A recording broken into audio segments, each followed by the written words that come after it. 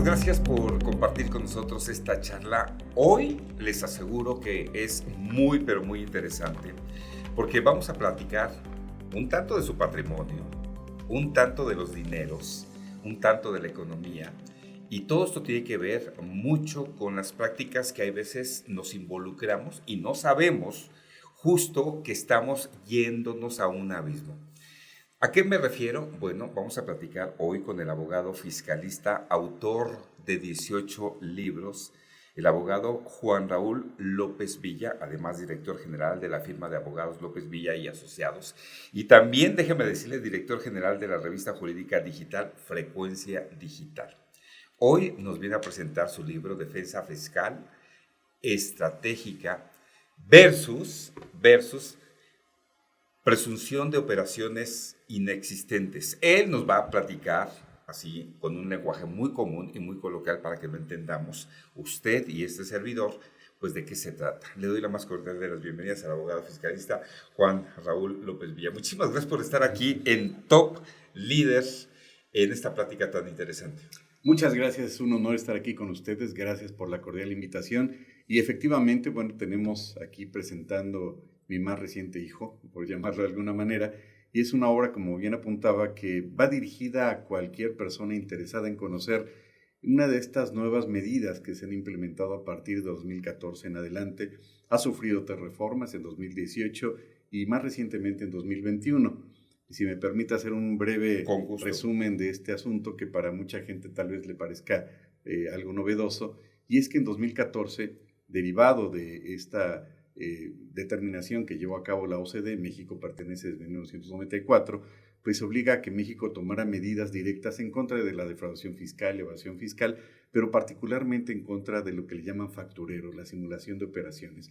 Era una práctica como el fútbol hasta antes de 2014, no solamente en México, sino a nivel internacional, la venta o compra de facturas, pero para deducirlas cuando realmente nunca se había llevado ese acto o la compra de esos bienes. Y esto pues se aprovechaban algunos, entre comillas, contribuyentes pues para engañar al fisco.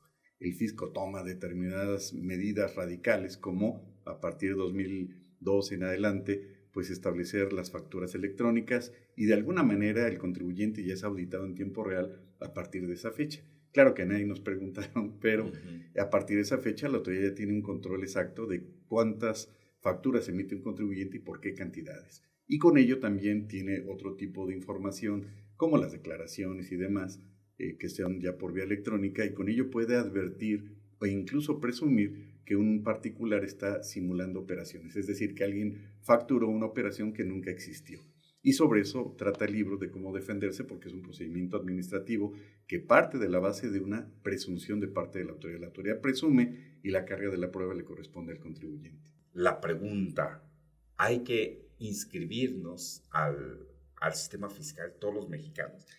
Bueno, existen distintos tipos de regímenes y de acuerdo al tipo de régimen, bueno, pues el contribuyente tiene que darse de alta como una persona que contribuye al gasto público. Es curioso, pero en la última reforma se establecieron 2 tipos de contribuyentes y va a sonar hilarante, pero hay contribuyentes que no contribuyen y contribuyentes que sí contribuyen.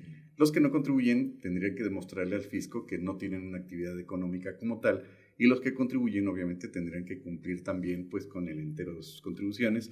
Obviamente dentro de todas estas obligaciones pues darse de alta, en esto pues tener la cita con la autoridad, los datos biométricos, todo lo que conocemos, pero la autoridad cada vez es más reacia con el contribuyente en apretar las tuercas para que cumpla con sus obligaciones. Hoy en día incluso utiliza hasta la inteligencia artificial. Si un contribuyente deja de pagar, al siguiente día le llega un requerimiento, incluso hasta sanciona por el pago extemporáneo de contribuciones, que eso es ilegal, pero eso es otra historia, ¿no? Esa es otra historia. De hecho, una vez llegaron hasta por la televisión a mi casa. Querían, sí, la televisión porque no había pagado una persona que ya estaba muerta. ¿Qué pasa en ese contexto? Bueno, el contribuyente, en este caso las personas, los parientes del decuyos, como se le conoce, tienen que denunciar, tienen que señalar ante el fisco el fallecimiento de esa persona.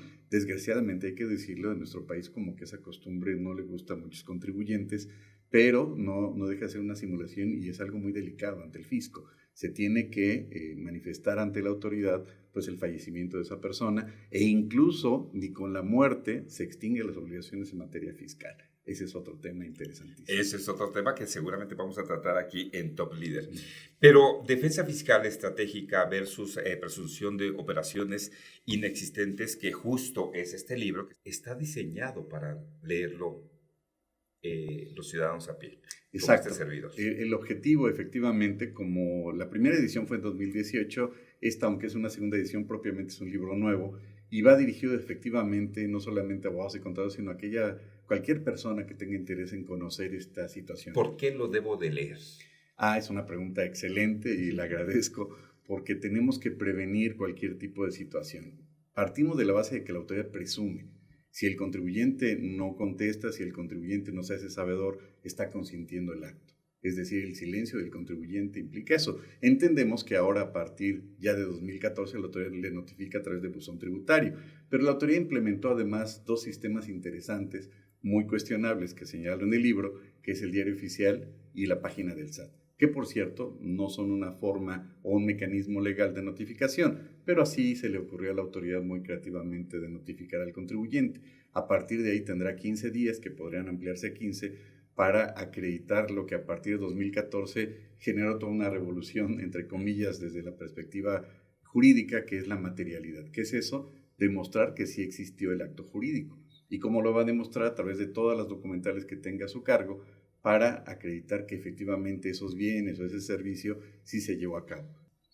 Pues interesantísimo, nos quedan 2 minutos, abogado Juan Raúl López Villa. Interesantísimo leer este libro para poder entender también, y pues obviamente no nos vayan a hacer manita de puerco en algún momento determinado, porque los que de alguna manera, bien lo dijo usted, estamos contribuyendo, y también los que no son contribuyentes pero no contribuyen, todos deberíamos de leer este libro, que es una herramienta básica e importante para poder entender también nuestras finanzas y nuestro patrimonio. Claro, al final del día la medicina es la prevención, conocer todos estos mecanismos y por supuesto particularmente cómo defenderse ante este tipo de actos, porque en las publicaciones que señalaba pues afectan la honorabilidad del contribuyente, afectan el escenario de la compra-venta de bienes, porque pues para el gremio ya va a estar como entre comillas apestado ese contribuyente, decir ya no te voy a vender porque estás publicado por el fisco. Oye, pero estoy aclarándolo, pues en lo que lo aclaras ya no te voy a comprar. No estamos defendiendo ahí a ningún facturero, ni mucho menos, sino al contribuyente de a pie que por alguna situación puede caer en ese escenario. Entonces, planteamos cuáles son las causales, cuáles son los medios de defensa y también, por qué no decirlo, cuáles son aquellas inconsistencias legales en las cuales el contribuyente puede señalar pues para tener una buena defensa. Es correcto. No me quiero ir con la duda. Yo sé que nos quedan 30 segundos, pero rápidamente, estas 2 formas de notificar de parte del SAT son, ya lo dijo, no son tan correctas o son correctas, pero ¿cómo puedo verificar que sí es una notificación de parte del SAT? Esa es muy buena pregunta. Últimamente la delincuencia ha estado pues enviando masivamente a los contribuyentes o a quienes conoce como son contribuyentes con correos que no son auténticos. Cuando vengan con .mx no son del SAT, por supuesto, tiene que venir con .gov y tiene que llegarles al buzón tributario, no a su correo. Tiene que llegar al buzón tributario. Y a partir de ahí, bueno, pues tendría 3 días para abrir el buzón y si no lo abre se va a entender por notificado. Es importante que tenga una debida asesoría para poderse defender en tiempo y evitar que la autoridad señale pues que el silencio implica el consentimiento del acto. No, hombre, pues maravilloso. Muchísimas gracias por traernos esta conversación, quitarnos de muchas dudas, ampliarnos también el panorama fiscal, porque todos de alguna manera somos contribuyentes, y le agradecemos muchísimo al abogado fiscalista Juan Raúl López Villa de estar aquí en Top Líderes. Muchísimas gracias por estar aquí con nosotros. Qué gusto y qué placer. Igualmente un honor. Gracias. Gracias.